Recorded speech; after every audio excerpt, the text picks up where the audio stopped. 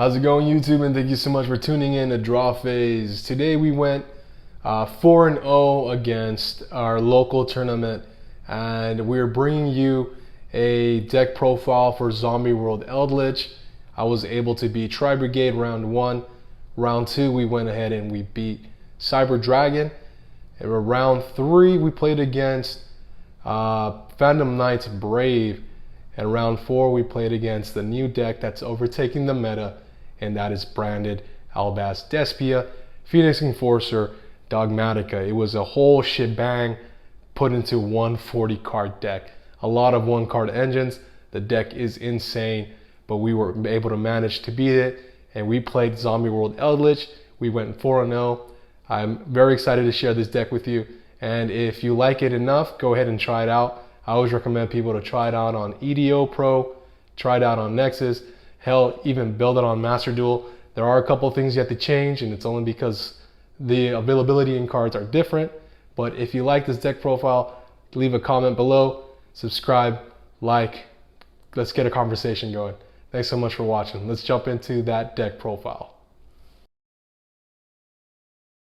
Let's go ahead and get started with the deck profile. To begin with, we are playing triple Golden Lords.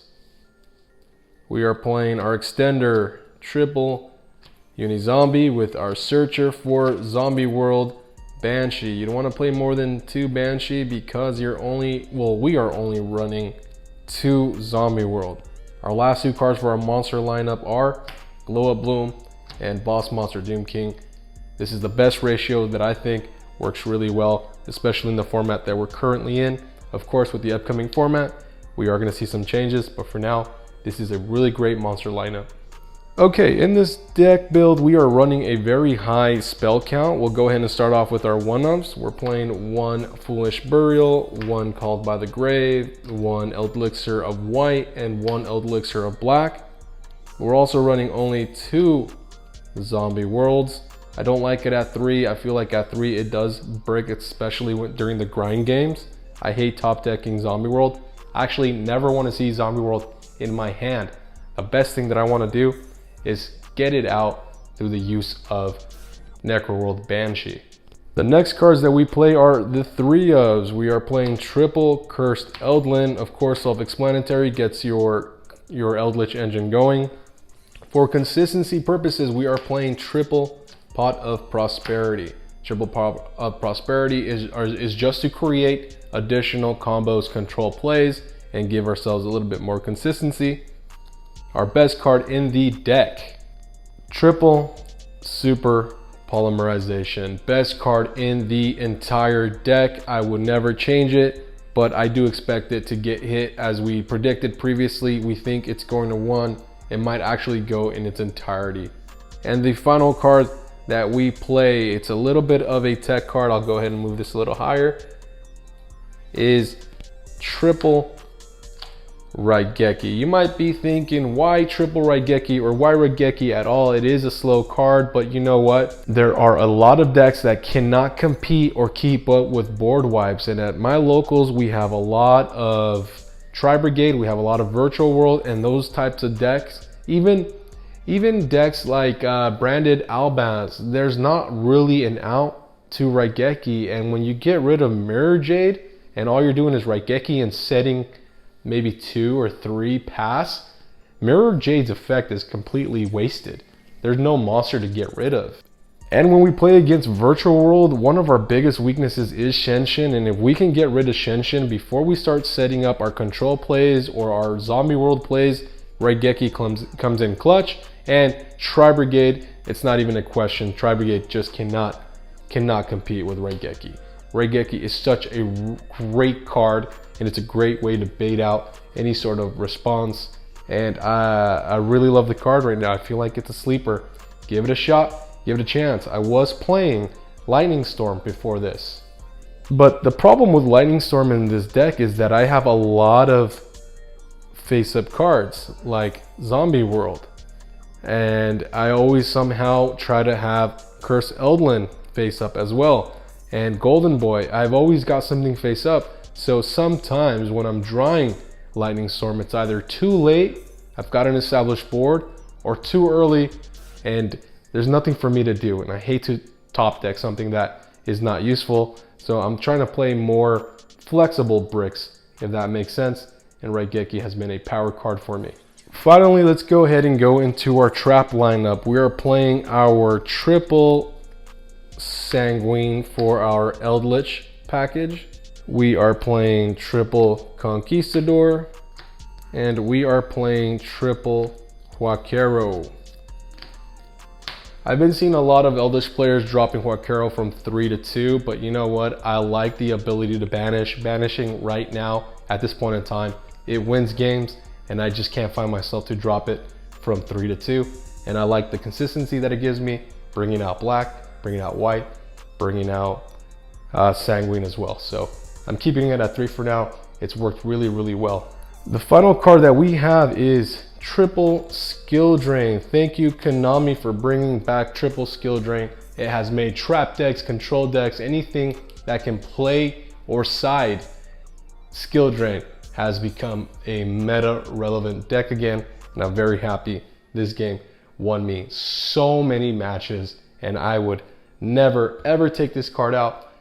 Let's go ahead and jump into that extra deck. We are playing 1 Zeus, 1 Pleiades, 1 Gustav Max.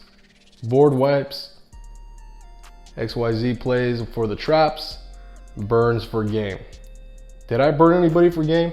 No, hardly ever use this card, but when I do use this card, it is so clutch that I'm very, very grateful that I've never decided to take this card out. For our link plays, we're playing an MVP Dark who has taken so many DPEs over this weekend. I'm very happy to have added this card to the cycle for my extra deck. Very, very happy. Best card as well, Soldier of Chaos. I always link it with Doom King and 3 other cards, typically Vampire Sucker, and I have also used Unizombie.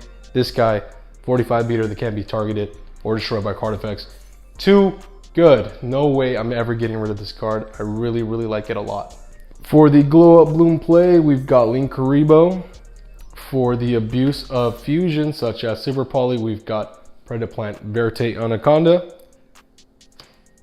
For Product Prosperity plays and Pseudo Foolish Burial plays during the damage step, we've got Avendread Savior, but it's more of a prosperity target than anything.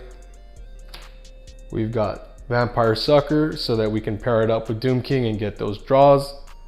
And finally, for our Super Poly targets, we are playing Eldlich, the Mad Golden Lord, which is able to be brought out with any of your opponent's cards because they are zombies. Mud Dragon, because I love playing against Virtual World and Drytrons, and it's the best thing to take over. Nothing feels better than hitting the Herald of Perfection with one of their machines.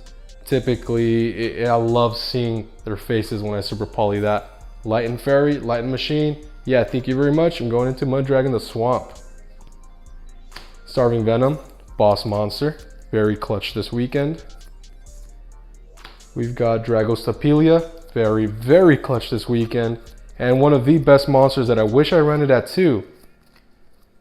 Triff. Eats up so many dark monsters, and we are in a dark monster format, so love playing Triff. I'm gonna think about a way to put in a second. Might drop Savior, might drop Gustav Max, but again, as I said, this does a lot more work than that. So this right now is at the chopping block for me. And Dragon Necro, just for the Zombie World Super Poly plays, just because everything's a zombie, and it's really, really good. That's it for the extra deck lineup. Let's go ahead and get that out of the way. For the extra deck, we are playing something that, again, extra decks are really hard to share because it's subjective to what the people at your locals are running. So I'm playing a lot of combo hate. I'm playing triple Lava Golem. I gotta stop combos. I hate seeing combos go off. Sometimes I can't keep up and I lose in 2 to 3 turns and I do not have a good time. So in order to stop combos, Lava Golem is a great way to eat up the board and take control with doing a nice 1000 burn during the standby. because I don't want to see you draw more than once or search more than once. Droll and Lock always goes in game 2 and stays in. Game 3, of course, depending on what I'm playing. I don't really see much, but it took games through Phantom Knights Brave. It did really well against Drytron. I didn't play any Drytron this weekend. I didn't mention that, but when I do play Drytron, I love Droll and Lock. There's a really good Drytron player at my locals. Happens to be my brother, but I love to see his face when I Droll and Lock him. And we've got some more combo hate. Scythe, Artifact Lancia, and triple Sanctum. Lock, stop banishing of any kind, and Sanctum to get those locks as quickly as possible. And I'm gonna end it up with 2 torrential tributes. Just really, really good. If I could, I would drop 1 Lancia and add a 3rd torrential tribute, but this is the build and the side that got me 4-0 at my locals this weekend. Very happy with the results. I would encourage you to try this deck out. If you want to give it a shot, build it on yugioh, build it on Dueling Nexus, and heck, you could even build it on Master Duel. But if you like this build and you enjoy the way it looks and you have any questions with the way that it runs, please feel free to comment on the video, give it a like, subscribe. We would greatly appreciate that. Again, as I mentioned, we are a new channel and we are looking to provide you folks with a lot of videos. We do play competitively on the weekends. And if you have any questions or you want any ideas on how to build a certain deck, depending on the play style, go ahead and reach us out for that as well. We're open to any questions and inquiries. But thank you so much for watching this video. I look forward to hearing your thoughts. If you do end up building this deck, tell me how it runs for you.